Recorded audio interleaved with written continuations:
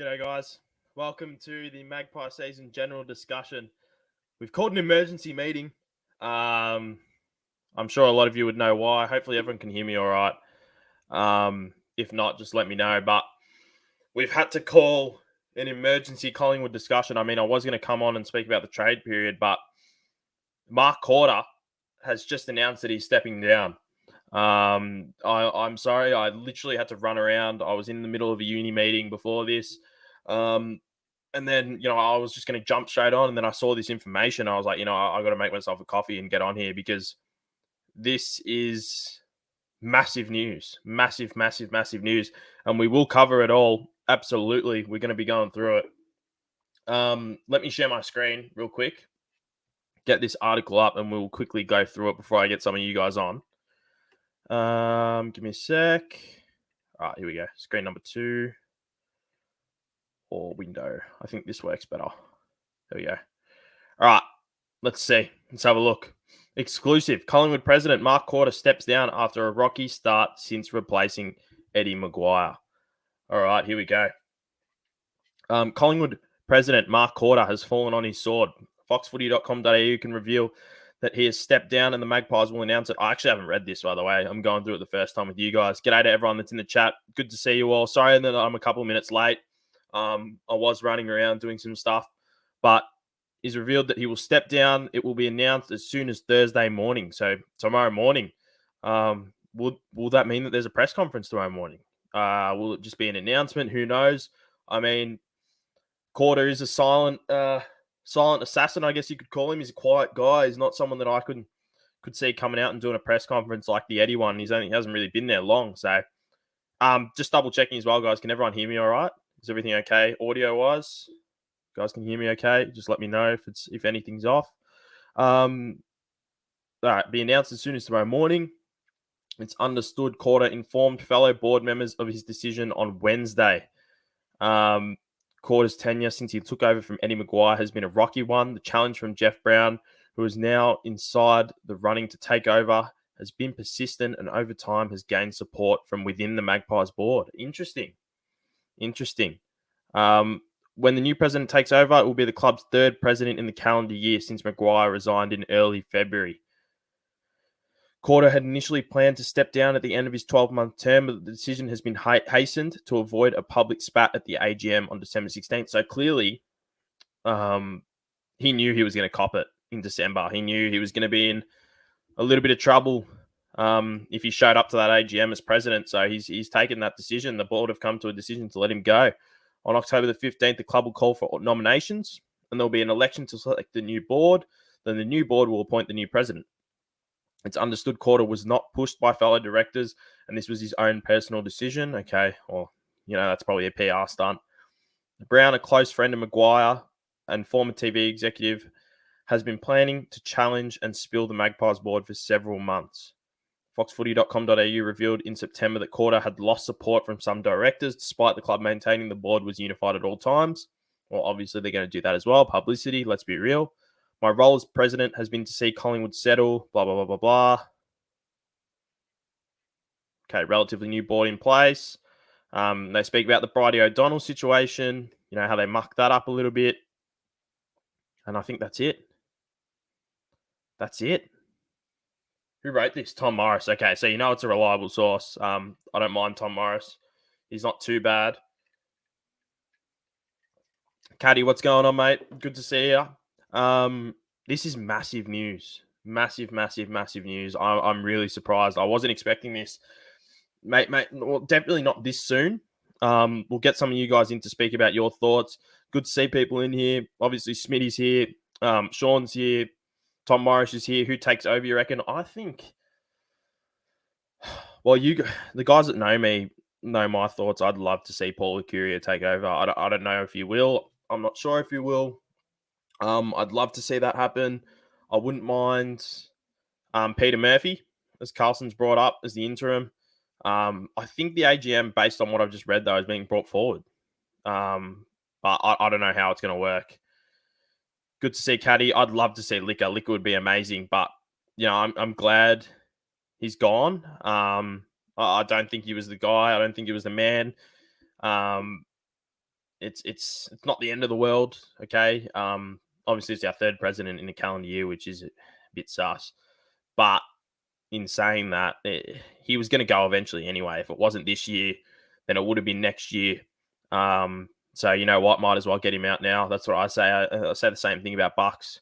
You know, we got rid of him halfway through the year. Why not get rid of him at the start? But anyway, let's get back to the chat. I will get the link for you guys, so you can join me and we can talk about it. But yeah, I did want to talk about the trades as well, and we will go over it a little bit later. But let's get this up and get some people in.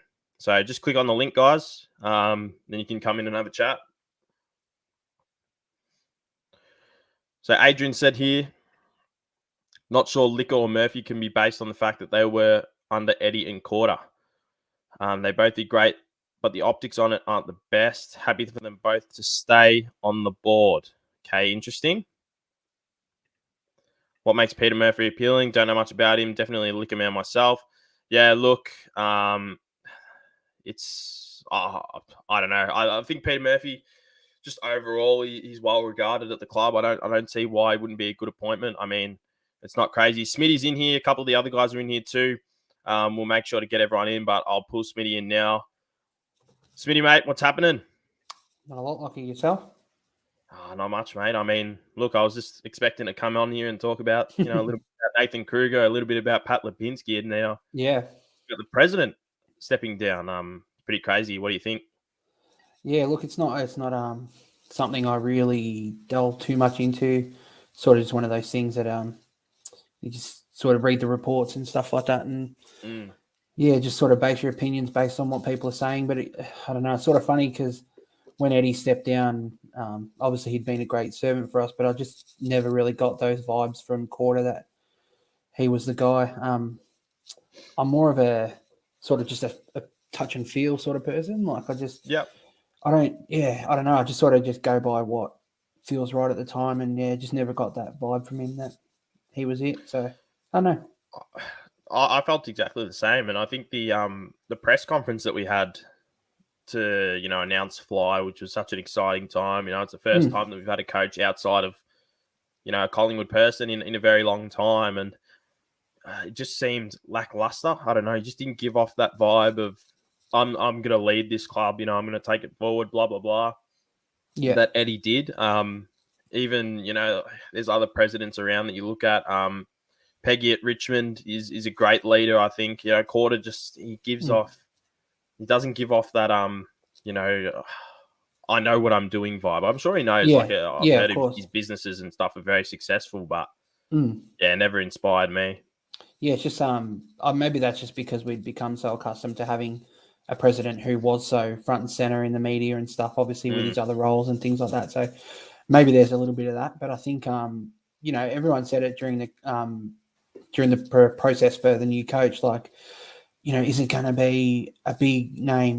They need someone who can, I don't know how, you know what I'm sort of saying? Like they were going on about how does the personality of the coach match the club sort of thing. Like, and obviously we settled for Fly, which was good. And I was happy with that appointment because it sort of goes against the trend of what we usually do. And we probably did that a little bit with the presidency too, sort of just picked up someone who, wasn't necessarily a big face and a big voice and stuff like that. But I feel like maybe we do need that. So I don't know. Well, the thing is now, mate, Jeff Brown was the challenger. This whole time he was the one that was, pushing everything behind the scenes. And surely, and we were assured that, that the coach that's been selected, no matter who the president is, they'll be happy. Yeah. Naturally, I think that in negotiations for the coach, when all the interview and the process was going on, etc., it would have had to have been a topic of discussion. If the next president takes over, and if it is going to be Jeff Brown, I'm sure he would have been involved, saying, "Yep, I'm happy with this appointment." Blah blah blah. Yeah. Because I don't know if I can see anyone else taking over. I think he's the guy, but at the same time, he's got this big, he was CEO boss at Channel 9. He's high up at the AFL. Blah blah blah. But at least he's not that like Eddie, full on type person. If you know what I mean. Yeah. Yeah. Well, Do you sort I of don't feel know, like man. do you sort of feel like it's sort of funny because I feel like we're getting Eddie without getting Eddie because Mm, he is so closely linked to Jeff Brown. I sort of feel like, yeah, Eddie was the president and then he got pushed out and now yeah. he's sort of back but behind the scenes and like, he'll always go on Footy Classified or Oh, whatever and put his absolutely. hands up and say, no, this isn't me. But yeah, he has influence. So He's always going to be involved, mate. I don't think yeah. we'll never escape Eddie Maguire, and I don't think it's a bad thing. He's probably the biggest Collingwood person there ever is. Oh, Never absolutely. will Yeah. be. It's not a bad thing having his voice around it, but my No. problem is I don't want someone making the same mistakes that he did. Like the stuff that's coming Yeah. up with the Dane Beams deals. A lot of people are saying, is the Grundy deal going to screw us over in the long run? Yeah. True. Blah, blah, blah. All these things. I don't want someone else to come in when we've got this fresh start and make Yeah. those same mistakes. No, 100% agree. You know what I mean? We'll speak more about. I'll speak more about with the other guys as well about Yeah. the board stuff. But what are your thoughts on Nathan Kruger coming in? Happy with that one? Yes and no. Yeah. Tell me what you think. Why? No, look, I don't know. I've just got bad vibes. Not about him necessarily, just that I don't know. I just can't help but think about Jesse White and Quinton Lynch and blokes like this. Like, nothing against him. And to his credit, he's younger than those two. So at least there's something to work with in terms of age and developing and stuff like that. Whereas the others were already established, and it's sort of like they're just sort of filling a void. But yeah, I don't know. I just get bad vibes about getting key forwards from other clubs who sort of haven't cracked into their, into their best. So I'm not sure. With any other club, I'd probably be asking more questions. But with Geelong, you got Jeremy Cameron, Tom Hawkins, and Gary Rowan. Yeah. If you can't get in front of those three, there's no shame in that other than Gary Rowan in a finals game because, he doesn't show up. Yeah.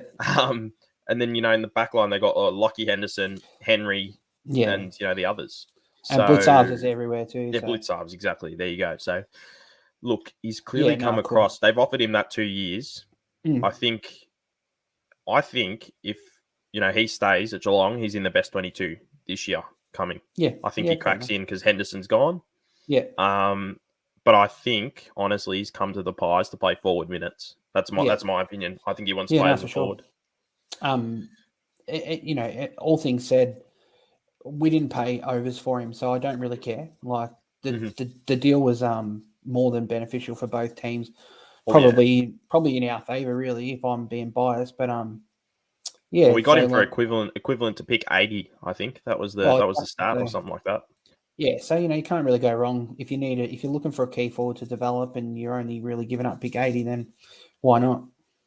Yeah, well, I just think it's good to see us not paying overs for players. It's basically a free hit. Give him a go. See what he can do. I mean, we've got Will Kelly there now. We've got him coming in. We've got Liam McMahon, who's 19 years old, probably going to a few years away in terms of his development. Yeah, Ollie. So, yeah, Ollie's there. He's more of a medium, I'd say. Ash Johnson. At least there's some key forward stocks there now. Like, it's not the big name that we all wanted, but it's someone. True. Yeah, that I think I've said to you, maybe not on here, but just on Twitter in general, that I've always wanted us to land that big fish every year. It's like, let's get a big fish.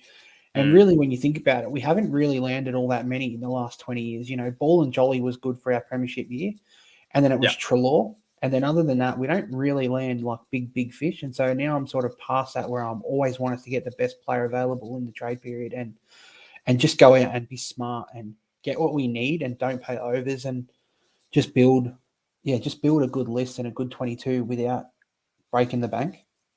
Yeah, I think that's slowly what we've done over time as well. If you look at the team now, obviously not having our first round picks in the last couple of years has probably shafted us a little bit. I was looking at a tweet today how we missed out on Georgiades and whoever else it was. I forgot the other one, but I think Kruger's a good pickup. If we get Lipinski, I don't usually agree with Matt Rendell, but he said he could play 150 games for Collingwood. I believe that. I believe that. Why not? He's 23 years old. He's a midfielder. He can't get into that Bulldogs midfield again. That's a good, that's a good look in. He's a guy. Exactly. Like if he plays for any other team, he's probably walking into the midfield. Yeah. So, it's about doing shrewd business, and that's why I'm loving what Graham Wright's doing. Yeah, agree. So yeah, that's why I'm just loving it all across the board. Like the low profile senior coach and clearing out assistants and bringing in, trying to be diverse and bringing in different things. And I've always been a big, let's try and bring in people and players from other systems, because I feel like that's the best way you learn. If you keep going for your own people, nothing changes and you keep finding yourself in the same position. So, bringing in Jeddah from Melbourne, we get it. Like they've just won the premiership, So he was involved in a premiership winning system with their coaches, with their players. And, that's wisdom that our young kids can probably thrive on, Absolutely. And Cozzy Pickett, put his premiership medal around his neck on grand final day because clearly it's had a massive impact on him. Yeah. And the thing I love about Neville Jeddah is he's only 31 years of age, so he's going to go play with the VFL boys. Mm-hmm. So, the kids that are running around and can't quite crack into the side are going to be playing with him every week, and he's going to be coaching them, so it's a win-win. Mm-hmm. Graham Wright has done a complete 180 with this club in 12 months. Yeah. That's the big fish, I think. That when we speak about the big fish, True. We landed him, and he's the best in the business. Like there's no question, and we've seen that. He's doing his job, and he's our list manager, and he's head of our recruiting, and he's doing all these jobs. I'm genuinely pumped. Yeah, I'm pumped. 100%. I'm pumped about Collingwood. I don't know about you, mate, but I'm listening to trade radio every day, and oh God, I don't know why I do it to myself, because some of the stuff they speak about is absolute crap. But it's because I can't get enough of footy, because there's positivity around us at the moment. Yeah, 100%. I've literally just started this week rewatching all of our wins from this year, and I honestly can't wait for next year, because I don't know if it's just that time of the year where we're done for the year, and just everything that's all the positivity. Just I don't know. I just want more. So. Yeah, I think with Bucks gone as well and Eddie gone, there's no expectation. The pressure's off, which is also good as well. Yeah. Like, I don't know about you, but next year, rocking up to a game, I'm just going to be there, and I'm going to just want to watch the team. I'm not going to expect us to win. I just want to see what we can bring to the table, what we can bring to the competition, which is very good. I want to go through some of these comments as well, get your opinion on them. Mm-hmm. Any interest in Brander? I don't know if you've heard anything about it. Me personally, I don't think there is. I haven't heard us being linked to him. But I wouldn't mind if there was something. Yeah, well, he's a good option as another tall. The one that interests me is Tyson Stengel. Yeah, well, have you heard? Well, have I heard? Well, is this with the as far as I'm aware, we're pulled out. We're pulled out. Okay. Do you have any information about that, or? Swoop posted about it earlier, and it got confirmed on a Fox Footy article saying, obviously with Geelong getting bets in, that pretty much has almost sealed the deal there. But Essendon are still in, and in an article it mentioned that we pulled out. And I don't know if you follow Pie Source, but they also said the same thing. So, well, I mean, that naturally leads into this question from Adrian. Yusuf Dib. I mean, he could be our within-house solution to that pressure forward, that small forward that can do that kind of job. Mm-hmm. I think Stengel just had that, that extra bit of class about him, which is why I was a little bit excited about it. But so was I. I'm pretty bummed that we're apparently not in it. So yeah, but you can't get them all, mate. You can't get them all. No, that's it.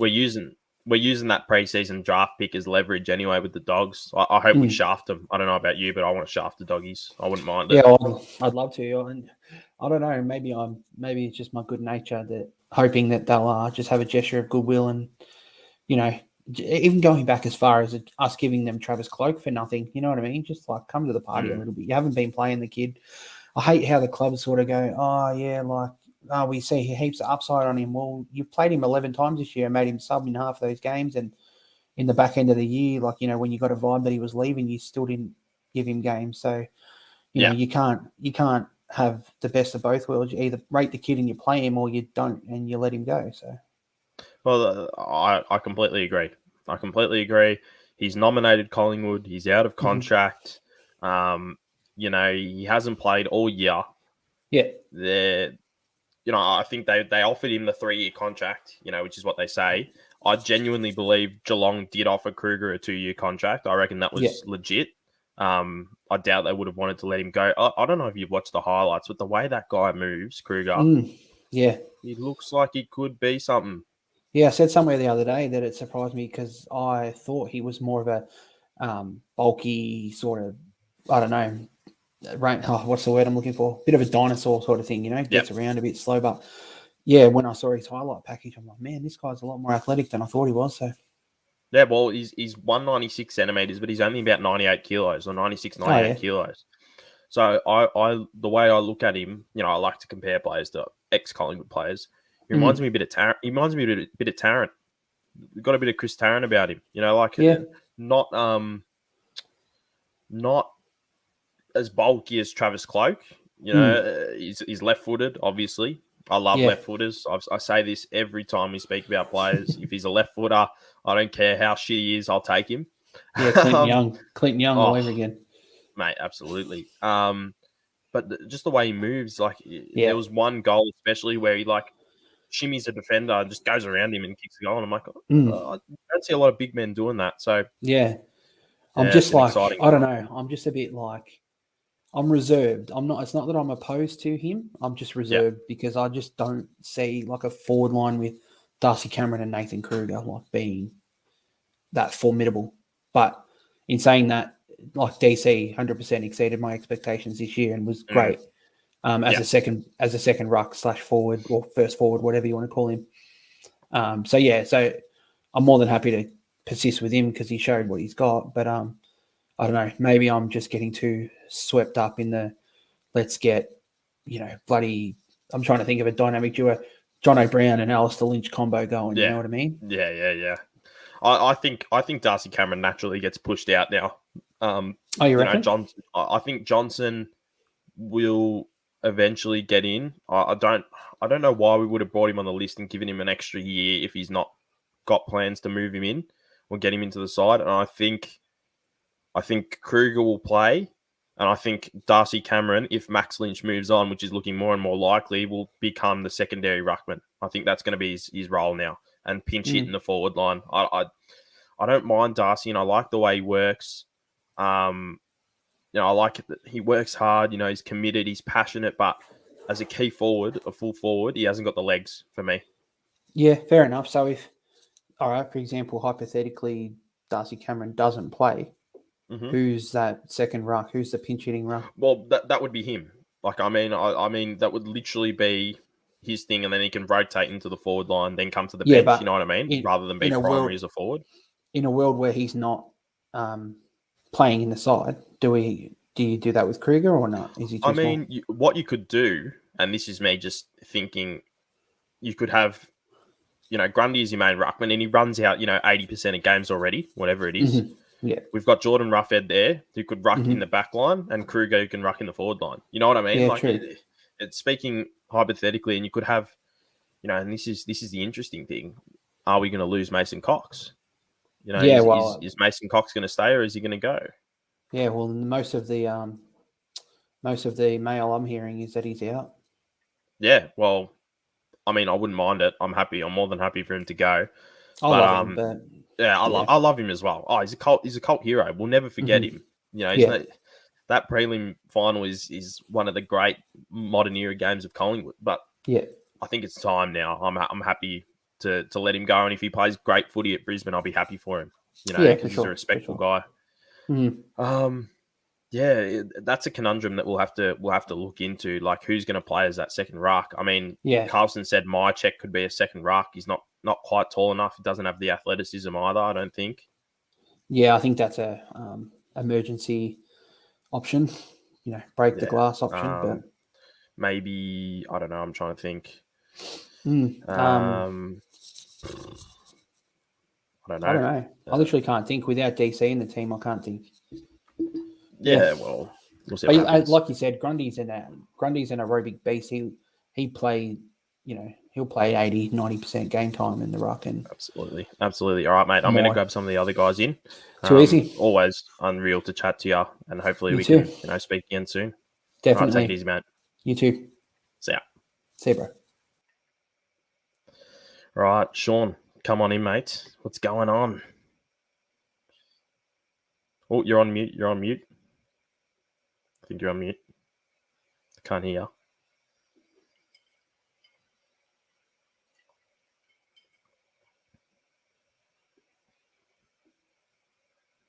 You good? I literally wanted to get you in specifically to talk about Patrick Naish because we got a comment on him. Can't hear you at the moment. Caddy, to answer your question as well, they're literally just on YouTube. They're like a minute long. It's not like a lot of highlights, but it's just stuff from VFL and whatnot. Sean, can't hear. Yeah, I'll sort you out. Have a look at it after. All right. Okay. Patrick Naish. Okay, I think the thing is with Naish, I know Sean's a big fan of him, hence why I wanted to get him in quickly to talk about it. Again, I don't see where he fits in. Gives me Cal Brown vibes. It doesn't seem like a guy who's going to demand a spot in our best 22. And we got enough young guys there already. Personally, I'd like to just see us develop, the guys that we've got already. And I wouldn't mind him. I mean, I'd love to take a Richmond father-son and develop him into an absolute superstar. But think about the players that play his position already. We got, guys like Isaac Quaynor. Reef McInnes is coming through. Bianco's coming through. McRae's coming through. There's enough guys already in that kind of mold. Kev, I will get you in a sec as well, mate. I do want to have a chat, but just let me go through some of these comments. Wright wanted another small forward. If it's not Stengel, then who? I mean, Carlson, we are going to get, by the looks of it, what's his name? Yusuf Dib in the draft as well. I think he'll be our second selection. Again, haven't seen a lot of him personally. The games I did watch in the VFL, though, this year, he was very good. Very, very lively. Will he get straight into the side? I don't know. Could Cal Brown play that role? Maybe. I don't know. So we'll have to wait and see. Tommy, I missed this comment, but yes, Aiden Begg. I mean, that's a solution for a couple more years to play that secondary ruck role. Whether we develop him as a forward or a defender, I mean, it depends. I'd like to see him developed as a bit more of a backman, purely because Jordan Ruffhead's only got a couple more years left. Jeremy Howe's only got a couple more years left. So, we got to look to replace these guys eventually. Other than Pinsky, who do you think will go after anyone else or pack up shop when the Pinsky deal is done? I mean, from what I'm hearing from all my sources, is that it's Lipinski. Stengel was the next option. And now that that's off the table, I think that's it. I think we're done after that. Really, out of the guys that are there, the delisted free agents, there's nothing, amazing. There's obviously Dunstan who's going, I think, I can't remember where he's ending up, but he's definitely not going to Collingwood. I mean, you could get Daniel Talia but again, he doesn't fit the age demographic. He's probably going to go to a guy that's he's going to Melbourne. Thank you, Sean. Luke Dunstan, which is insane. I can't believe he's going there. That's a bargain. I think you could get Daniel Talia, but again, as I said, 30 years old. He's probably going to go to a team in contention or a team that's, a little bit closer, or he might go to North even. They're looking for a key backman. I think we still got, 2 more years of Roughhead. So I think I'd rather just stick with him anyway. He's already there. If a bid comes at pick 2, we only need an extra few points to be able to trade out pick 22 and match the bid without deficit. Yeah. I mean, I love what we've done. On Monday, Carlson, we looked like we were in a lot of trouble. in terms of our points and our picks, etc. In 24 hours, Graham Wright had us with an incredibly strong draft and ready to get Nick Dacos as well as trade for the guys that we're after. So, it's, as I said with Smitty before, it's we've got the best guy in the business and he's doing the work. He's working hard behind the scenes. We got the first 2 trades of the trade period done and we look a lot stronger for it. I'd love to see us, trade that pick. Sorry, possibly for a next year's first or second rounder.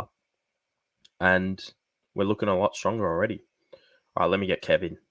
Kev, jump in, mate. What's up? What's happening, mate? Not much. Pretty hectic. I've got to give my voice a break. Tell me, what are your thoughts? Right. Give me your thoughts on Kruger and give me your thoughts on Mark KORDA. I'd love to hear it. I think it's a good get by us to get Kruger in. I think he's going to help out a forward line. We, after how many years that we've tried getting a key forward, we just couldn't get them in the door. And I think that this is a massive tick as well. I think what Graham Wright has done with the draft picks, how he managed to swap picks as well with the Gold Coast Suns, is pretty good now that we've got enough points. I did hear what Lee Montana and David King were saying, but listening to the trade radio with Sauce, Daniel Barrett, and what's his name? Matt Rendell. Yeah, Matt They were Rendell. really positive about it, and they even say that that's the best decision that we've ever done. But I do hope that we get Lipinski. We might get Dib, I think, later on, and we know that we're going to get Nick Dacos regardless. With Mark KORDA, it was always going to be tough with the whole Eddie situation. Replacing Eddie after 24 years. I think the club went through the process of finding a new president. Jeff Brown came in late and what really didn't say that he wanted it until after the fact. I've seen comments out there on Facebook saying that, the pressure of the AGM is really helping, and I said, no, not really. At least with Mark KORDA, he had a plan. I didn't see that with Jeff Brown at all. Him and his puppets that are going to be, potentially be in the club. They're not making the plea to us members and supporters on what they want for the club. Yeah. You hear rumors, I don't know about you, man, about Eddie, that, the whole Dane Beam situation and how apparently he told Derek Hine that he wanted Dane Beams in, any deal possible. And I've heard rumors. The fact is that with the whole Dane Beams gambling debt and how Eddie paid off people as well, I don't know if that's true or not. And having a couple of my mates, especially I work with, saying, Eddie's behind the scenes, working, blah, blah, blah, the usual. And you can't deny that ain't happening. We all know what Eddie's like. He's a cult figure at Collingwood. Yeah. A personal opinion. With this AGM that's happening on whoever's going to be president, we just need a clean slate and have a plan to go forward. And if we can do that and have no fights, no spills, no one from people that are calling for an AGM for the spill of the board, I don't mind change, but you know my thoughts on that. I think you got to come out and say what you want change and how you can deal with it, because going on Facebook saying, "Oh, I want an AGM," or "I want, to spill the board." You got to have a plan. You got to have vision on, okay, what's your problem? The people in the club. And there've been nasty comments about Brodie O'Donnell as well. On top of that, and Yeah. I think with that, I don't care if they don't bag for Collingwood. Yeah. As long as they do a job, that's all I'm happy about. Like, I'm pretty sure there's people at Woolworths that don't always buy stuff from Woolworths. They might go to Coles. That's a great analogy. That's a great analogy, mate. I like that. You know, I completely agree with you. I couldn't care less if they're at Collingwood or not. You know, like look at our head coach and one of our senior assistants won 2 flags against us. You know what I mean? It. So who cares? It's not about anymore about, you know, and this was my one thing with Eddie was it's all about him and his mates and etc. etc. I was more than happy to see all that era move on. Like it was time for all of that to end, and I just hope, and I know that Eddie's still going to be involved in whatever way possible. I hope sincerely that, you know, we get someone in that's not just that he backs off, mate, but more so that we just get the right people. You know what I mean? Like we just need the right people for the job. Like you said, it doesn't matter where they are or where they've come from or who they are. Just get the right guy. And I guess with that as well, like you're always going to cop it as a Collingwood fan, and the fact is that Uncle Eddie saves Collingwood, Uncle Eddie saves Dane Beans off gambling debts and all that rest. And look, whether that's true or not, I have no idea. But if Eddie is doing that behind the scenes, I think that's a pretty terrible thing to do. Like, I think Eddie should not try and be nasty in a way, but I think he needs to let the club move on from him and not have Eddie having a say at all. The one thing with Eddie is that we all knew that how much he loved Buckley, and that was obvious from day one. Whether or not you believe that Mick Moldhouse was fatigued, that he couldn't coach anymore, just think that with that, I think that we needed a fresh start, not a Collingwood legend. We've had so many people at Collingwood that we've kept around instead of letting them go to other clubs and let them experience the life at, the cultures at different football clubs and the standards. And I really do think that this is what we need. And if Pendles, I'm glad that Pendles is staying, but if Pendles did leave to another club for a couple of years just to secure a coaching role, as much as that would be sad, I think we got to understand that the fact is that Pendles is known Collingwood for all his life.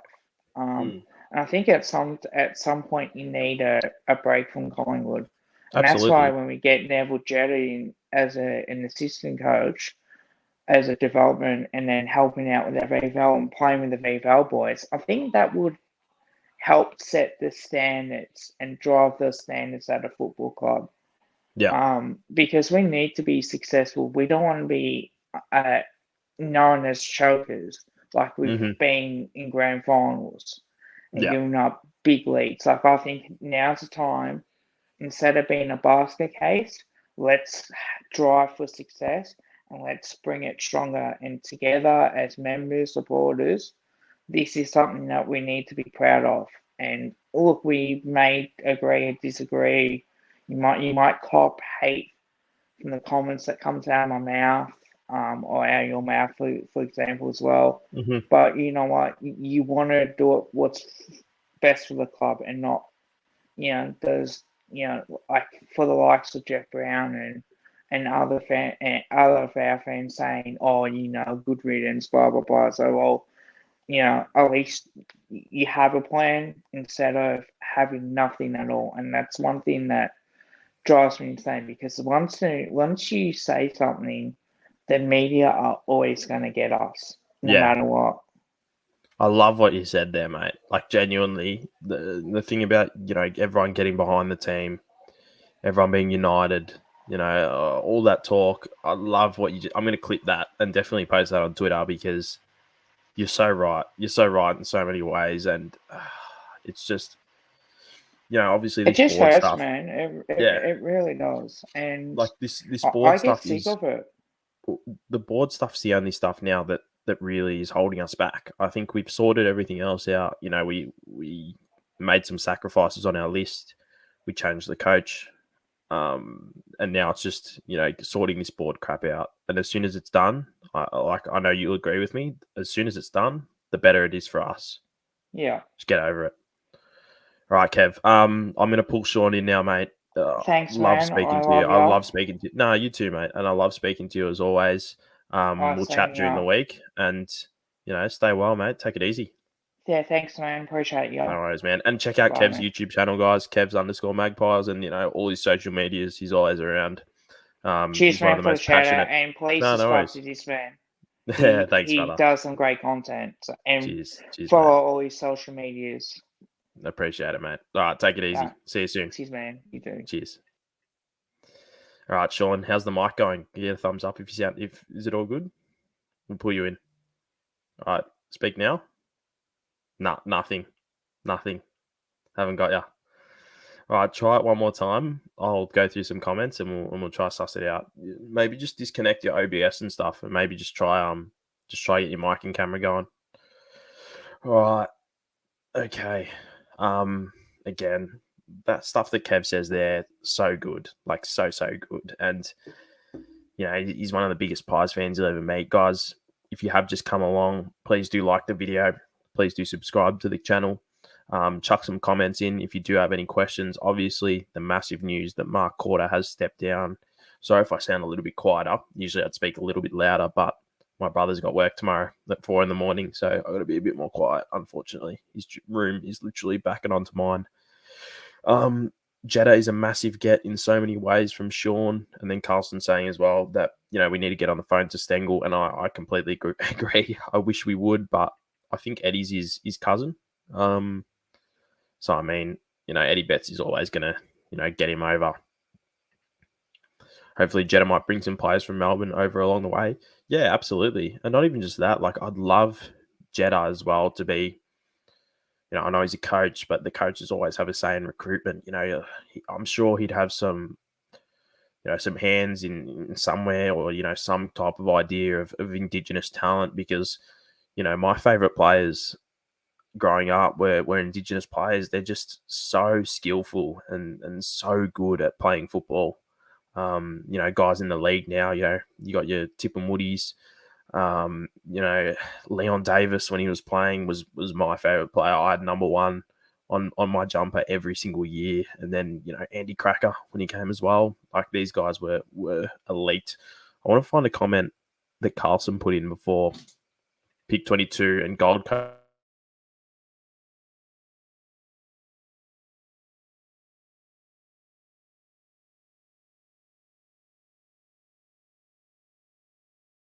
Okay, sorry. My mum came into my room. My bad. Pick 22 and Gold Coast future fourth probably gets a future first. I'd say St Kilda or Essendon would be best suitors, but they both want stocks for Ben King. I mean, me personally, I'd like to see us package up to try and go after a free agent next year. And I think that's what we're going to be looking at. We've got our first rounder for next year. I reckon we can get another first rounder. And then we're looking at free agency next year. Like, why not? We've been talking about, bringing in a big fish and landing a big fish. I mean, 2 first rounders for next season's draft. I don't think we're going to be drafting many kids. There's not a lot of kids that we're going to need to bring in. We can be looking at experienced guys instead.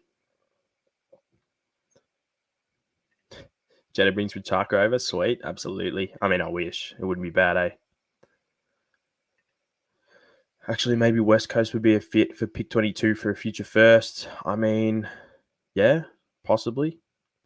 I mean, we should be looking at the guys that we think might finish up a little bit higher at the table that are trying to get into this draft. Richmond's one as well that I look at. Any Graham Wright surprises to come over the next few days? Whew. I mean, could there be? Could he do something outrageous, Graham Wright? I don't know.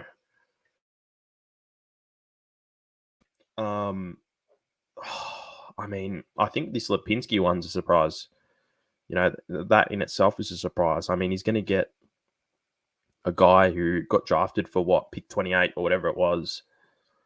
An unreal player for, it looks like it's going to be pick 58. It looks like pick 58 is going to get it done. And if it does, I mean, that's a very, very, very good deal. Another guy that I forgot about, Travis Varco, unreal player. West Coast will slide down to bottom 6. Will they give up their first rounder for next year then? If, like, internally they believe that? I don't know. I don't think so. Maybe, though. We'll hang on to 22 this year so we don't go into have a deficit for next year. Yes, Leon. Oh, that's Tomo, actually. Tomo. While I do agree with that, we still may have the picks. I think Carlson was speaking about it before. We're almost, without pick 22, we almost have enough points to grab Dacos. So, you know, I'd be willing to let that go for a future first rounder. Should be good now, fingers crossed. All right, let's put you in. Let's try it one more time. Nah, nothing. Nothing, man. I'm sorry, mate. I'm sorry. Right, give everyone a wave at least. I don't know what's going on, man. I'll try and mute you and then unmute you, maybe. Wait, try now. Nah, nothing. I can't hear. I don't know if anyone else can, but I can't. You've got your mic flicked up on your headset. I mean, is it coming through your headset mic? Yep. Hello? Oh, there we go. Now I can hear. Fuck's sake. So now I've got to change settings. All right. I'm just going to leave it as this for now. Yeah, that's fine, man. Right. That's fine. Yeah. All right. What did you want to come on and speak about? Probably nothing specifically, but yeah, just all the moves that we've roughly made. I mentioned in the comments before about Jeddah. Just purely of just how good that is, just to bring in someone like that. You know, and obviously, you know, Geelong did the same thing with Betts. Like, we've basically done the same thing with Jeddah. It just shows that, you know, just from a cultural point of view, we're just happy to invite like people from like all walks of life, sort of thing. And I mean, it is at the end of the day, it is one person to come in, but you know, you gotta take your first step somewhere, and I feel like this is in a very positive. This is a very positive step in a very good direction. Yeah, like that's definitely something I've been like happy with. One of the things I did want to get onto about as well too is that I think that also it's we should also be praising Graham Wright for the first trade with Gold Coast. The fact that he actually went out of his way to get all those picks is, I'm sure we can all look at it and go, yeah, it's all those picks. But just from a bargaining, or from a discussional point of view, to go through the trade period without having those picks, like, he wouldn't have had much bargaining power than he would have if he hadn't done it. So the fact that he did that straight off the bat, and I guess took advantage of Gold Coast, and now that we can, I guess theoretically, like, do all the moves that we can, but then also, you know, if we didn't do those moves, sort of like semi like hamstring ourselves in a sense. Yeah. So the fact that that move happened, you know, even someone was saying that we can now, what was it? It was like we need another like 200 points for, you know, and then we can use pick 22. I mean, just the fact that we have that option is so much better than not having that option.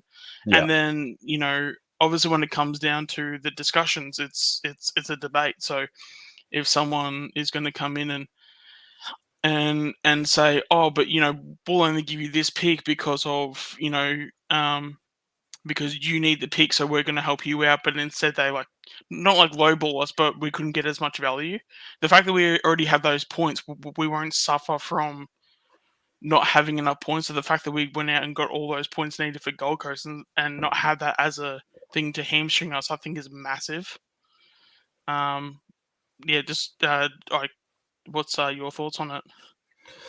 I mean, Carson just commented then there was a guy who jumped on Trade Radio yesterday and had very heavy praise for Graham Wright, and I think he needs and deserves that praise in the press as well. I mean, as you said, mate, we looked like we were in a lot of trouble, and you know, these negotiations would have been going on, I'm sure, for quite a while before the trade period, but he's identified that Gold Coast are in a bit of a cap problem, you know, in terms of they've got guys coming out of contract next year. He's identified that they're probably not going to go into this draft. He's identified the picks that they have, the points that they're worth, and he's gone and got them all. So, I mean, like, it's an unreal bit of business. And and especially as well, like, because like all the future picks that we got, all the kids that we'll get, like that we got obviously from last year's draft and this year's draft, we've got all the kids we need for a rebuild. So after this, like, we don't need any kids. So as long as we're having like a round 1 and round 2 pick every year for the next, say half a dozen years, once all these players come in, we're not desperate for kids anymore. Then the main target is to then develop them. I mean, I don't know if you want me to go into like the types of players that the kids could like potentially be. Because like I think some of these kids are going to be like very good, even though I may not agree much with what Rendell on Trade Radio says. But the fact that he was mentioning like Ollie Henry was like similar to like a like a EVJ to like Geelong, like that's the fact that we have that type of player. And I mean, I feel personally he'll obviously mold into a good player to some extent, but to get that as a supporter, to know that we're basically going to get another version of like BVJ, I think is like fantastic. I've mentioned it a few times on like other videos and stuff like that, but I feel like just to get this out there, I feel even guys like Bo McCreary and Caleb Poulter, I've got such high, well, not expectations, but such high praise for them, because I feel, especially if both of them, build up their bodies, build up a tank and endurance to where they can run out full games. I don't know how this is going to react, because I don't think you've ever heard me say this. I think that they're the second coming of Swan and Pendles. Who was that? Sorry, Bo McCreary and Caleb Poulter. Okay, so do you think Bo would move it into like a midfield type of position? Yeah, I think Bo, because the thing is that with his speed, he's definitely got the capacity to do it, just not for long periods of time. So he'll obviously build that with a few pre-seasons, but I can definitely see. I mean, I definitely agree with Max there, but yeah. But no, like when it comes to Caleb Poulter and Bo McCreary, yeah, like I can definitely see like Swan and Pendles like type of vibes. I can see Stevie J from Ollie Henry. I can see you got like Finlay McRae. I feel like will be like fantastic. He could be like kind of like a side bottom sort of thing. And then even like Bianco is probably like another version of a side bottom. Like there's plenty of guys that are like coming through. For like what we have in terms of our best 22, we've got like 3 or 4 people in line, so we can like sort of go, okay, you're like first, second, third, and fourth of like who's ranked in terms of like certain spots. So well, ironically, for example, with how he would be, say, our best defender when it comes to say being in the back pocket, but then you got guys like Tom Wilson, that's probably the next one. Then you got Mark Keane. Then you got like the fact that we've got that depth is like massive. I think also as well, and maybe probably shouldn't be done straight away, but even like a Will Kelly, if the forward line doesn't work out for him, I don't think he should be a key back, but if he plays like a Howe type role, he could be very good at that. Just not as like a full on like key tool. Because I just don't think, in terms of an AFL center, I just don't think he has the height for it.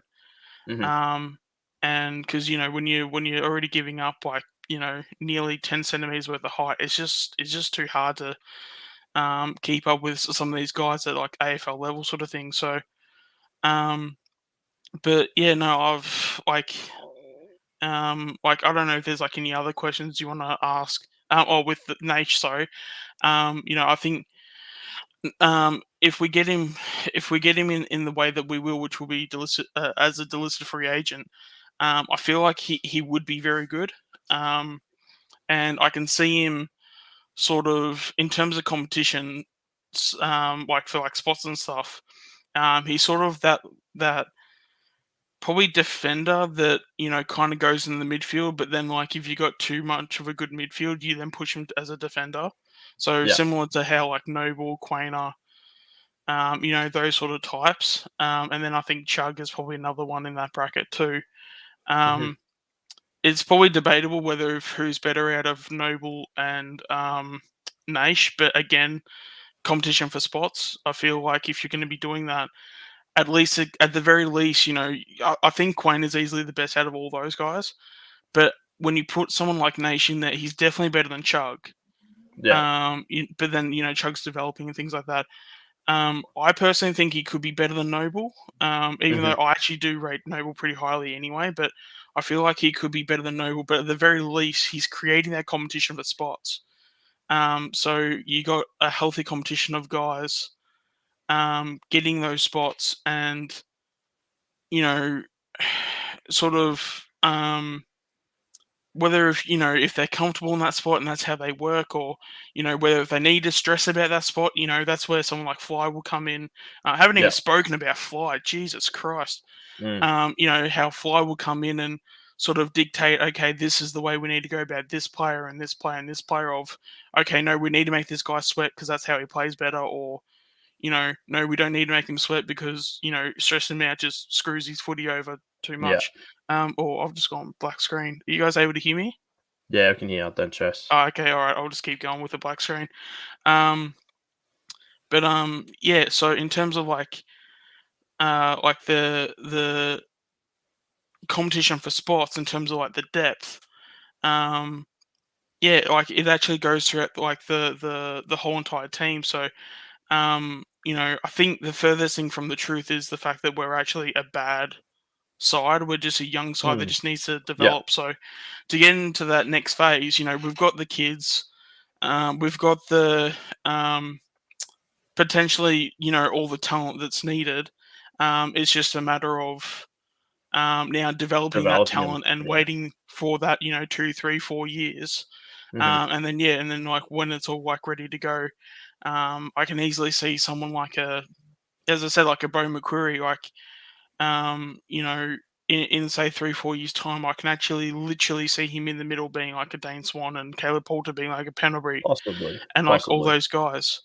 I mean, I see DeGoey as the man to run the midfield for the next couple of years. I don't know if I could see Bo playing that role, but Caleb Poulter, like, absolutely, he's got the size for it. He's got a bit of finesse about him. He's got a good kick. I think he could do it. But like, I don't know. I think the one that everyone forgets about is Reef McInnes. Now, he was if Ollie Henry wasn't, if Reef wasn't our NGA product last year, he would have been our first pick. Absolutely, it would have been. He is an incredible footballer who got quite unlucky with injuries this year.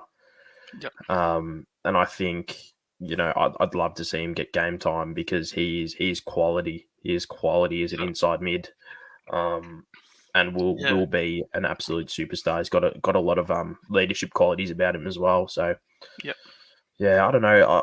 I like where you come from with trying to bring out names, guys that aren't quite fitting in at other clubs. The only issue is, and me and you speak about this quite often, I don't want a Patrick Naish type player to come in and get in the way of the development of those kids.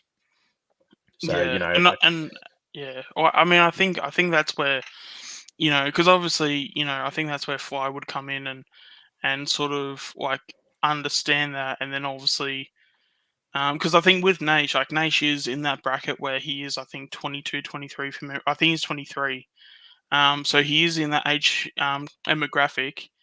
Yeah, but I feel like as long as he's competing for those certain spots, and obviously, I mean, if there's anyone that knows seasons where clubs can go injured, I think Collingwood is some of the most unluckiest teams going around at the moment.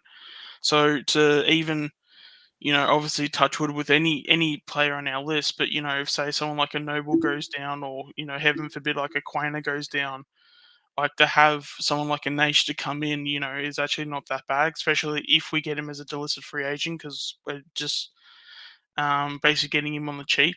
But yeah, and that's I guess where my sort of mindset is from.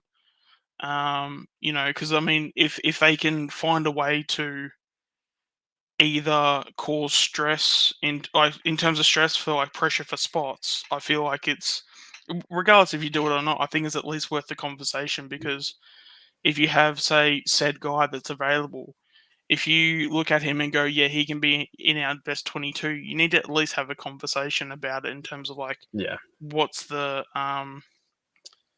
what's the value that we need to give out to bring this guy in. But yeah, I mean, obviously with how the club is going, I mean, I fully trust Wright in terms of of course. I mean, yeah, if you've seen his track record, I mean, it's pretty clear that he knows what he's doing. So yeah, I'm more than happy to stay in my corner on Twitter and be a complete nuffy and let Wright do his work. But that's it.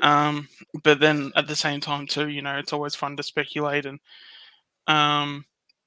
I believe I read somewhere that there's apparently we're interested in one more person, so I'm just trying to figure out who that is. Yeah, because I think someone mentioned Brander as well, like Brander. earlier on in the video, how like he's been that guy where he's wanted to go to a couple of clubs, but he's come up second best at a few clubs now. So whether we went with Kruger, I think, instead. Yeah, so we went with Kruger, but we obviously need that third key tall. And he did say in his draft year that he plays like similarly to like McGovern. So because he's not going to be in the best 22 in terms of key defenders, if you can get him, like even if we traded whatever our lowest pick is, I think it's like 79. Is he not worth the gamble at pick 79, especially when it doesn't take away any points for Dacos and Dip? Yeah.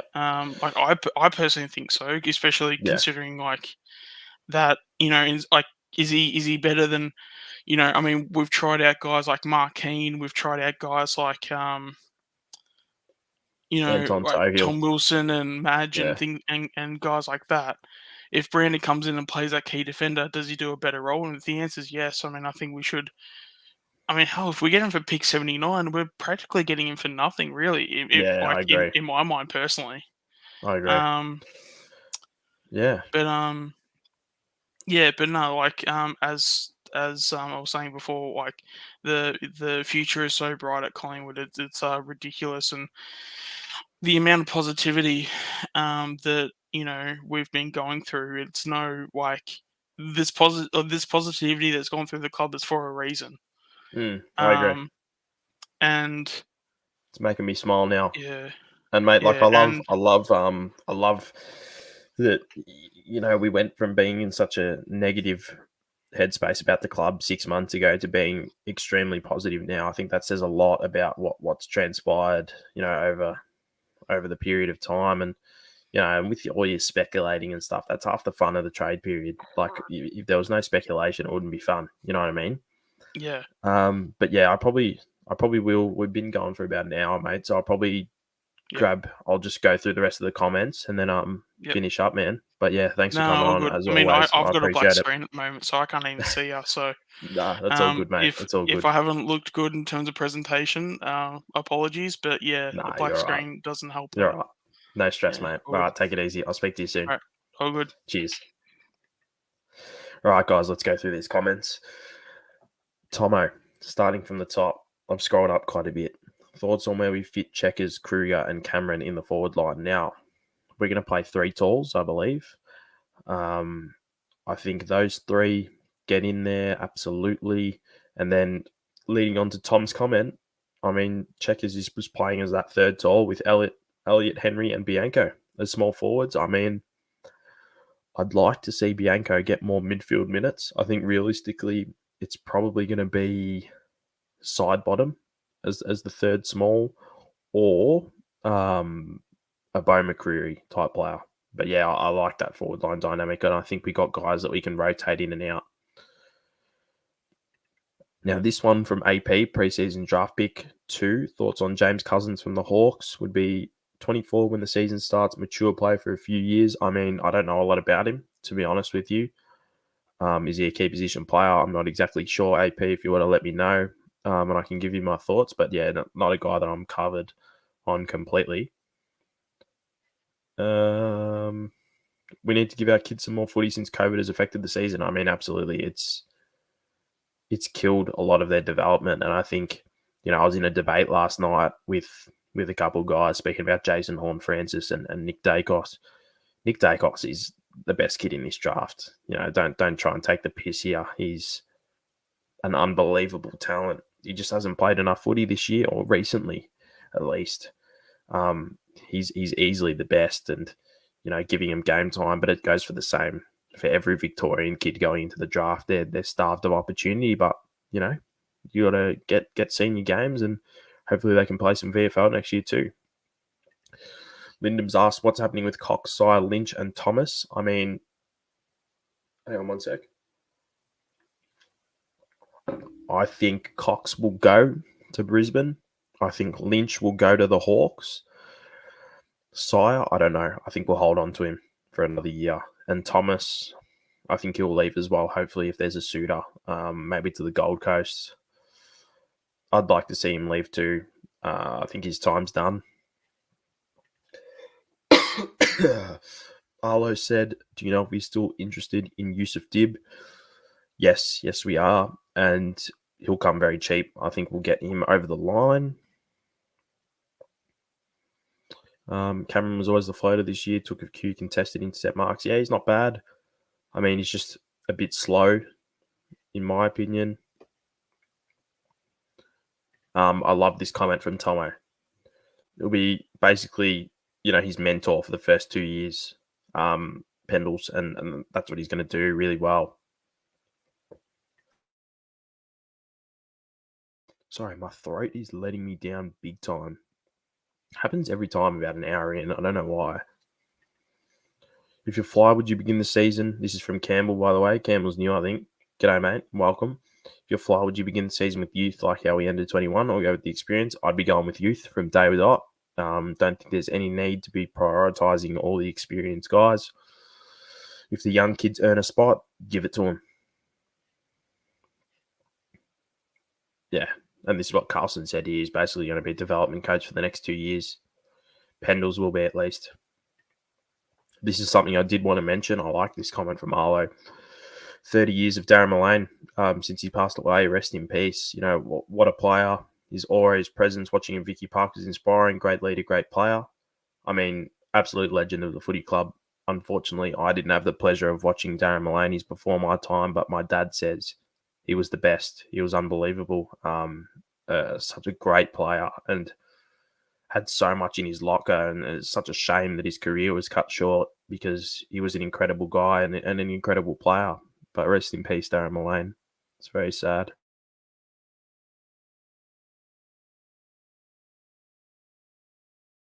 All right. Pretty excited about Bianco, future leader, I think. Me too. Ready off half-back by Luke Hodge, yeah, and I think you'll play in the midfield as well. His disposal's way too good. Disposal is way too good. Thoughts on Rantel? I think he moves on soon. It's an interesting one with Rantel. I mean, he hasn't had a lot of opportunity. When he has played in the ones, he's been out of position. Typical of Buckley. Again, why I was happy to see him go. I mean, we might as well just keep him for one more year, see what happens. Where do we see Will Kelly pick? I think he'll start in the VFL. I'd like to see him played as a forward, though. I think he's a forward. And we'll see what happens. There's going to be good competition in that forward line, guys. Good young competition. So let's hope that let's hope that continues. I want tall key position competition. Rumor is that we're after someone from Carlton, maybe Marchbank or O'Brien. If we get Lockie O'Brien, I will not watch a Collingwood game this year. I do not rate him at all. I don't think he's very good. I think he's just a list clogger, to be honest. I wouldn't go anywhere near him. Checkers isn't young. Maybe he could still be a forward. Yep, for now. That's in relation to Bill Kelly, by the way. I would personally keep him as a forward. I've said that's my thing. If anyone does want to jump in, by the way, let me know. The link is there. Feel free. I mean, come and have a chat. I'll probably be here for another couple of minutes or another 20 minutes, however long it's going to be, or until my voice gives up on me, that is. Pommy and Oz in the chat. Good to see you, mate. Very, very good to see you. Carlton fan in peace. Huge fan of Nick. Where do you see him playing? Do you see him swinging on the ball straight away, or do you see him playing outside like we did with the Walsh and pushing up half forward? I think that's exactly what we'll do, Pom.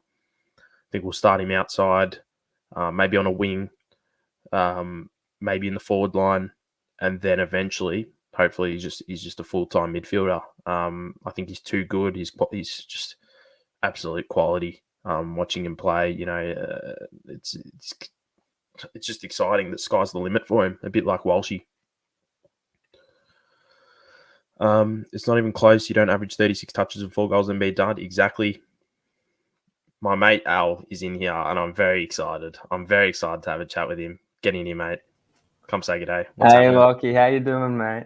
Good, mate. Good. What's a nice background you got there? The fellas, look at them. Is that the SCG, yeah? I think so, yeah. I think so. I literally just pulled a photo off Google. I was like, get me a photo. Then Pendles was at the front, so how could I not? That's fair. How's the chat going? What have we discussed? Mate, I don't want to go into anything you've already spoken about. It's mostly just been, obviously we had the KORDA announcement today, which was crazy news. I mean, that just happened before I jumped on. We've spoken a bit about Nathan Kruger. We've spoken a bit about Pat Lipinski. Pretty much covered everything, to be honest. I'm keen for Pat. Speak about Pat. We haven't really spoken about Pat. Tell me what excites you about him. His whole and what you're looking forward to. His whole presence, his whole game, everything about him. He's well spoken. It's just, I think he's exactly what Collingwood needs right now. He's a hard-bodied midfield, and I'm all for that. We need that. Pendles, I personally don't think he'll be in the midfield next year. I think he'll be half-back or even further down in defense. I think they're going to start to push him back a lot more. So we need as many midfields as possible to make up. Because one Scott Pendlebury, I think, is like, two casual midfielders, Absolutely. You know what I mean? Yeah. He's elite. So, with Nick Dacos coming in, who's, you'd think, an automatic starter. Like, you'd think. I mean, he pretty much was. Well, Buckley said at the start of this year that he'd walk straight in. Yeah, so you'd think he'd be automatic starter. You put Lipinski in there. Oof. We're building something. We're building something. Absolutely, and this is the thing. Me and you love the hashtag in Right We Trust. That's the thing though. We're building. We're not like we could have gone after Jeremy Cameron last year and splashed all the cash that we had left, but we didn't do that. And look how that ended up for long. Like, he got injured. I know. Twice, was it, I think? And good luck to him. He's stuck there on a long-term contract, and it's not looking like it's going to be good there. So it's... Tell me your thoughts on, speak to the people. What do you think about Graham Wright? I think Graham Wright's come in here with a mission, not to win a flag, but to flip Collingwood upside down for the better. I think for so long we were doing the same thing over and over and over again. And he's come in here and it's just completely changed. He's only been in the role for it's less than 12 months. Yeah, I think it's 10 months maybe even less than that. But he's come in and just flipped the club upside down for so much Like, he's just done so much that I just can't even put into words. Because, like, since he's been there, we've still got a bit of financial problems, but, we'll get rid of those. We've got Dacos coming in, Lipinski, Big Krugs. We've got a senior coach who's building a team around him that's just so formidable. You've got a former senior coach in Bolton who I think was so hard done by. Like, it's not even funny. Like, I think he could coach senior level and win a premiership. That's just my opinion. I just think it's the Carlton curse. You go in there, you don't win a flag in 2 years, you're gone. Yeah. Like, imagine if Richmond did that to Hardwick. 2 years in, he's gone. Like, the dynasty wouldn't have happened. But I think Bolton is incredible. And you got Leper coming in. He's there. You've got Selwood. I think he'll stay. I think he's actually a good coach. I think Graham Wright has built something so good at this club, and we won't see the rewards right away. Yeah, I think 2023 is when we'll really see everything come to light. But yeah, it's great. I think what we just need to do now is keep pushing out the old and just keep bringing in the future. Yeah, and make it a smooth transition as well. Don't, like these kids need games, but don't shove them into the deep end. You know what I mean? Exactly. I think there's a certain people I think we should. I think Dacos, Nick, I think we might have to throw him in the deep end a bit because I do feel bad for him. I think he's been, what's this? Cannot wait for 20 grand final speech like this track telling him Walsh is better.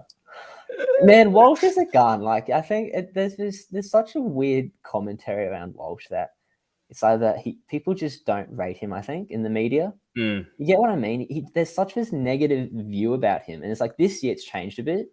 But in the past, it's just been like he's overrated. And like, you can't call someone who's been in the system for 3 years, is it? Yeah. Maybe less than pretty that. much. I think it was my year. I think he's 2018. I think he got drafted. So two of them are COVID years. So like, you can't expect him to be an absolute star yet. And he already is a star. So like, I think the commentary around what did Walsh, he finish? He finished 4th in the Brownlow. Yeah. Or something, or 5th in the Brownlow. Ridiculous. Top 10. Like, yeah. And that's ridiculous in itself. Like, I don't get the commentary around him. He's a gun. Like, even with this stuff, like, this is why I love Pommy. He's a bit impartial. He's speaking about Dakes. Where is that comment? I wanted to find it. To be fair to you, Pies, well done on getting Gold Coast to pay for Nick Dacos. That club is a complete mess. Doesn't trade well. I mean, this is the thing, though, Pom, with this trade. I think it actually was a win-win for both parties. I think this genuinely was a win-win because they weren't going to get into this draft, Gold Coast. They couldn't afford it. I think this draft is the first draft in years where it's actually, I don't want to say doesn't matter, but it doesn't matter because Collingwood's going to get Dacos. The Bulldogs are going to get Darcy. And then the only top 3 pick left's Horn. So your top 3 picks, 2 of them are already certain at clubs. You get what I mean? And then the further you go down, it's like, I don't know. I just think it's a bit the first time in a while when the draft hasn't really meant as much as it would in previous years. Could see Lipinski being another Jack Crisp once he gets consistent opportunity, he could really flourish. I mean, who do you compare him to? Doesn't just have to be at Collingwood, but who do you think he could, come in and be like? If we're going from Collingwood, the person that I always see him like is Braden Sy in 2018. Yeah. Not Braden Sy now. Braden Sy now is, I don't know what's going on there, but 2018 Sy when he was just always at the ball. At the club who's playing now, I'd say he's probably, I think he's Cal Brown, but better. Cal Brown's a great player, but I think Lipinski's Cal Brown, but better. But I think if you're looking at the competition, who do you think? I mean, the one that comes to mind is what's his name? Essendon. Darcy Parish? Yeah, that's it. Darcy Parish. Could be a bit like Darcy Parish. I think if you build him, he could get something there.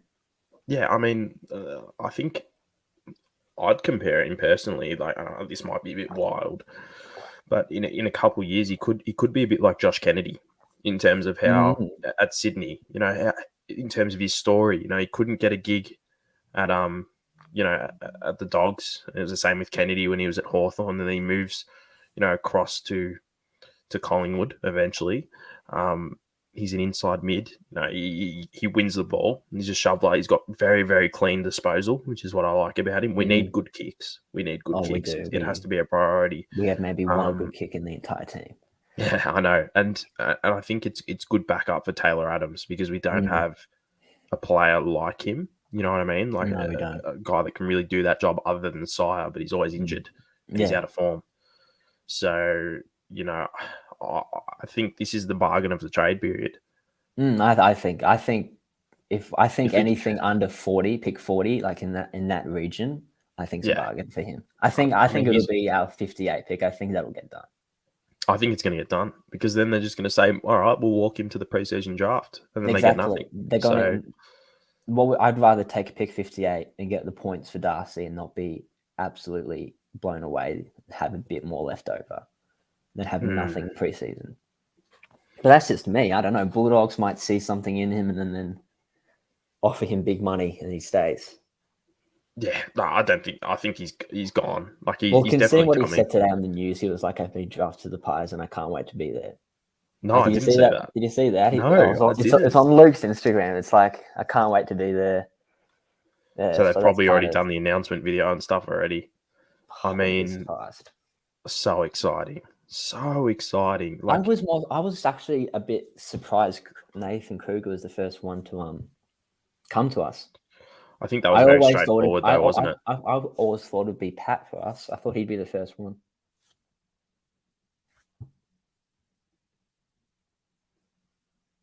We've lost our host. Whoopsies. I don't know what happened there. Sorry. My bad. As I say, I can keep talking. I don't know what for, but I'll keep talking.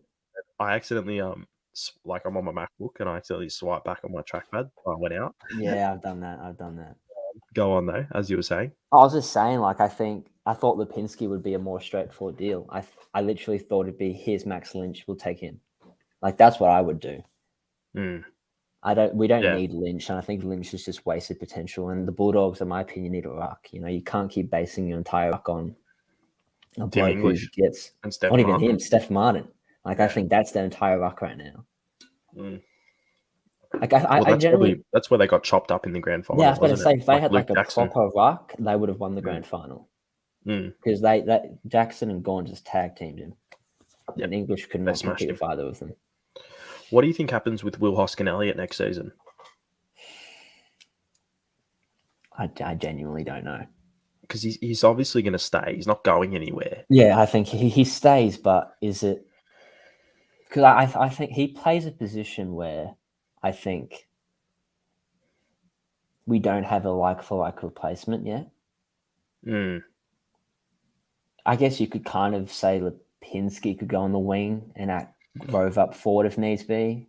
Because he did say that. I'd like to see him go back into the forward line. Like that 2018 year, he was... Yeah, Hoskin-Elliott. I mean, the grand final year, he was just... he was unbelievable. But I compared him a bit to Bailey Fritsch, like in terms of his size and the way he plays. Like he's not a physical guy. Bailey Fritsch isn't a physical guy. He's not like busting packs. He's just smart and he's got good leg speed and he's a finisher. Yeah, I'd like to see him go back up there. I think with the right coaching staff, if we use him properly, he's a good player. I think we have too many forwards now. I know. So we've got. I think our forward line next year is Brody. You've got Ash Johnston. I think he'll be thrown in there straight away. Yep. I think he'll be in there. You've got Ginny or Ginnivan, however you want to say it. Bo, you already got 4, and you put Darcy in there probably. I think Cameron gets an instant start, and then Kruger. So you got 6 there. Yeah. So I think Hoskin-Elliott probably doesn't have a spot in the team. If he's we'll see what happens. I mean, it depends on preseason, and I reckon we'll probably see in the preseason a lot of the younger guys get a run, and see how they do. Hopefully, we see heaps of Ash Johnson, heaps of Kruger. I think if Johnson see whether they're up to standard. I think if he didn't get injured, he would have played. 100%. He just did his finger, so I think he's definitely starting. I personally think that they should just start everyone who they think will be in the next premiership team, because I think the team we have building now, like you don't add anyone else, is just the team you have the flag with. That's my opinion. Well, that's what we got to prioritise. And like, we debuted 9 kids this year, or 9 guys this year, and Anton Tohill's the only one, and maybe he's probably the only one that's definitely not playing now. Yeah, he's gone. But then we still got Reef to come next year. We'll have Nick Dacos debut. I think Yusuf Liam. did. Yusuf did. Liam McMahon. I don't know about you though, and like Pommy keeps commenting. Well, let me find it. It was something. Dacos is miles ahead of Horn. Horn's great, but it doesn't win you games in AFL football. He'll provide the winner. Dacos will do Dustin things and have a 10-min spurt and you win. I mean, I'm getting so excited. The thing with Horn is, I think because North Melbourne automatically get the first pick, there's no point bidding on Dacos, and there's no point going for Darcy. So with this conversation, if we had pick 2, I think they should, but we don't. But we go on. So exactly. So but it's this conversation around Horn just purely because they know he's going to be pick 1, so they're hyping him up a bit in the media.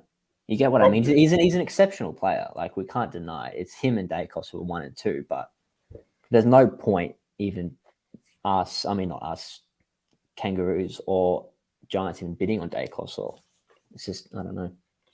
I mean, could he slip to pick 4?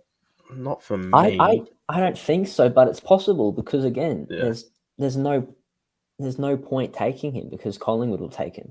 So wherever he goes, the Pies will come in and say, "Here's the points you need." He's out. Well, we've got him now as well. That's the thing.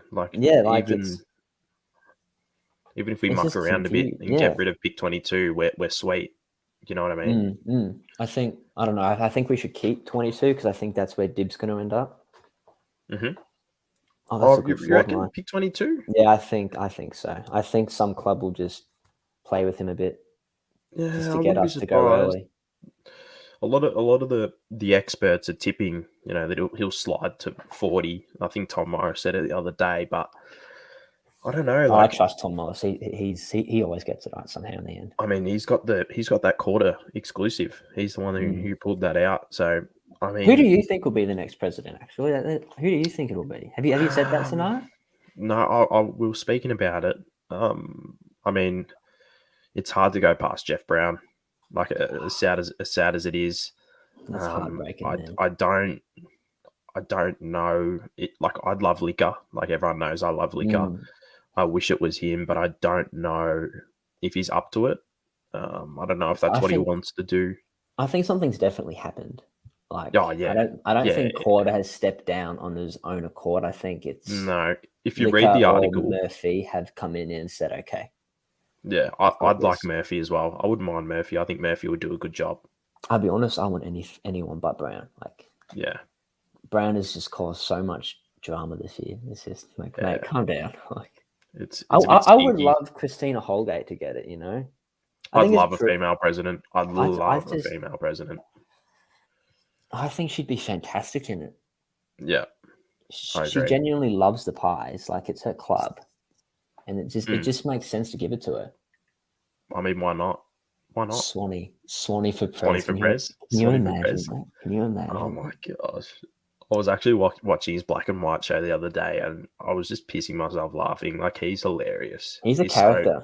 He's a character. He's an absolute nuffy on Twitter, but I was going to speak about another nuffy. Mate. Captain 2022.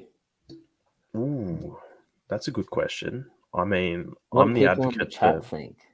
Yeah, what do people in the chat think? Please do. I think it'll be Darcy. You reckon? Yeah.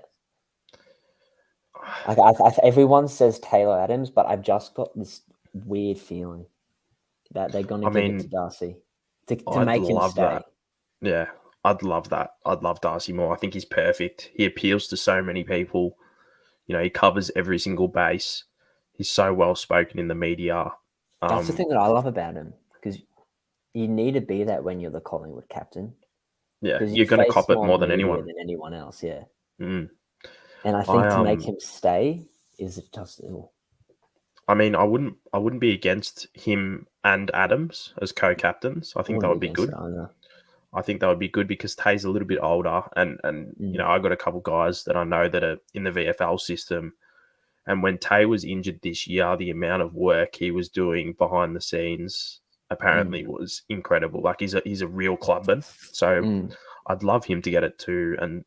But I'd like him to have the co-captaincy. Obviously, when Adams hits, you know, 31, 32, whatever it may be, in a couple of years' time, he steps away, and then it's Darcy Moore is Collingwood.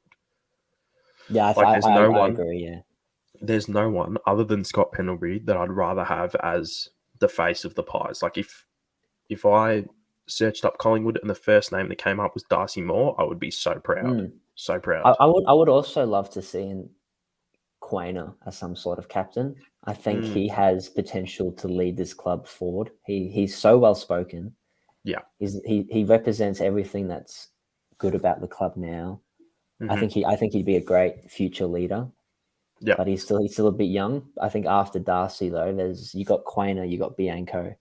Oh, Bianco would be unreal, wouldn't he? You got Nick Dacos. And Bianco captained the side that had Rail in it. It had Anderson, I think that was in that side, wasn't it? The Oakley Chargers side. Yeah. They were all in that side, mate. All of them. Quainer, and Bianco was their captain and got won the premiership. Yeah, didn't he get best on ground? I think. I don't know to be honest, but I think he's going to be. Mate, he sabotaged all his interviews to get to Collingwood. That's how bad he wanted to play for Collingwood. He did not want to go to any other club. He went pick 48. He went pick 48. I knew that. Everyone kept going. He's going to kick. Oh, next round, Bianco's going. What? He was predicted to go like top 15. Like he was predicted to be really high in the draft, and he went to Collingwood. He wanted Collingwood so bad he wouldn't have played for any other team. And thank God we have him because he's a superstar. It's a Ned Guy special, that one. I mean, it's just one good thing he did. No, that's a bit harsh. That's a bit mean. He did more than one good thing. Well, that's mate. We could speak another hour and a half about that guy, I'm sure. I just think he was what's the word? He was just in the wrong place at the wrong time. Wrong time. You know, he was the one who had to cop. He got told, "Hey, look, you got to get rid of 3 players. Here's a list of the people in the highest contracts. Take your pick." Yeah, like that's a pretty shit hand to be dealt. Oh, absolutely. Good luck. I guess in the long run, I guess they haven't. I don't know. I was going to say they haven't cost us too much, but you know, I mean, Treloar and Stevenson, and Phillips. I mean, I forget about Phillips all the time. Like he was just that didn't really bother me at all. I mean, Treloar, obviously watching him in the grand final hurt a little bit. Stevenson, I couldn't care less. Have fun at North. Yeah, he's not my favourite character anyway, to be honest. No. Well, I wonder if he'll even be playing next year. You know, we'll see what happens. Because he's made his opinion. Yeah, we done? No, I'm just thinking I'm probably going to head off soon. Yeah, for sure. It's late. I'm in desperate need of a leak. And fair enough. An hour and 43 I've been going for. Yeah, it's been a while, man. But I was literally going to finish up, and I'm so glad you popped in because that was an awesome chat, and we will speak again soon. Yeah, mate. Next time I'll definitely be on sooner. I had a uni thing I had to go to. Oh, me too. Earlier, but yeah, all good, man. Take it easy. See you soon. Have a good one, mate. See ya. You too. Love Al. Love having a chat to him. Such a level-headed guy. So respectful with his opinions. You know, everyone that came on tonight, thank you so much for coming by. For the people that have been in the chat this whole time, you know, I can see you all. Jeremy, Tomo, Carlson's been here all night. Kobe's in here. Some new guys that I've never seen. Lyndon, Sean, Kev, the guys that are always here. Thank you guys so much. Like, I really do appreciate it. And then, you know, this is something that I've just done on my own and given it a whirl. And it's been heaps of fun. But yeah, if you haven't seen the podcast that we did last week with Swoop Luke, do check that out. That's my last video that we did. We've also done a couple other discussion sessions, which were, you know, really good chats and a lot of good stuff was covered. So, you know, definitely do check those out if you get the chance. If you're not subscribed to the channel, please do subscribe. It helps me out if you like the video as well. And yeah, hope you enjoyed this episode of Collingwood Discussion. Hopefully we'll have another podcast out soon. Hit me up with some topics if you do have any. Also, if you want more updates, do follow me on Twitter at Lachlan_Gommer. That's where I do everything. The link is in the bio for my Twitter. I update everything there. I post about what I do on a day-to-day basis, and obviously all my Collingwood opinions as well. Yeah, hope you guys enjoyed it. Again, for the last time, check out the podcast that we did with Luke. It was awesome. Had heaps of fun doing it. Hope you guys enjoyed it. Take it easy. Peace out. Love you all. Laters.